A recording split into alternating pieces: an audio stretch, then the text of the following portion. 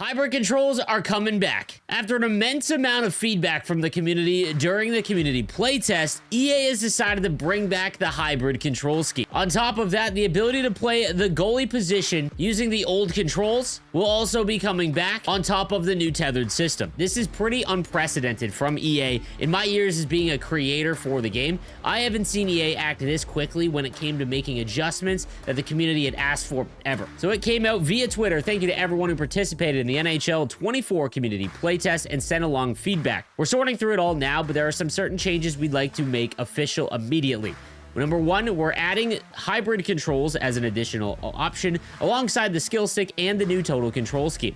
Number two, we're adding the option to use the new goalie tether control scheme or the standard goalie control system from NHL 23. These changes will be reflected in a post-launch NHL 24 update and are only some of the improvements we're working towards based on your feedback. We're excited to share our full plans in the coming weeks. This is huge for a couple of reasons. Number one, this is not a this or that change, meaning that they are not removing something to appease a louder section of the player base. This is them simply being like, okay, let's also add this level of accessibility for players that want to play this way. So when they add back in the hybrid controls, they're not taking away the new total control scheme or the skill stick, they're just allowing you to play with hybrid controls. Same thing with the goalie tethered system. They're not making you go away from it for anyone that does enjoy the new system.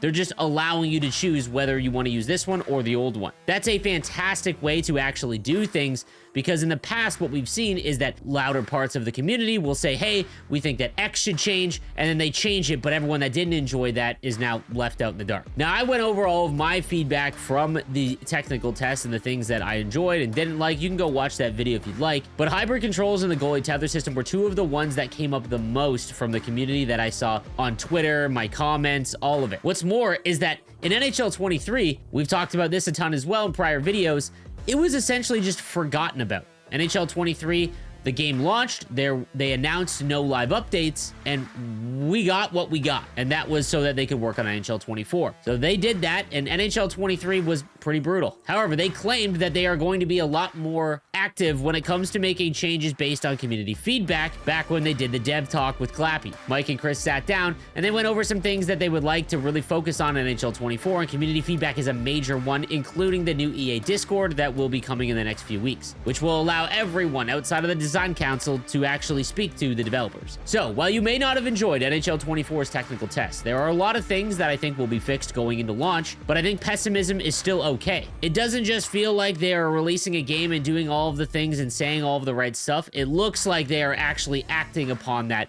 and that's a massive addition to the franchise. Let me know what you think in the comments section down below. Love to hear your feedback, and what are some things that you would love to see changed going into NHL 24. Have a good one. Thank you guys for watching. I'll see you next time.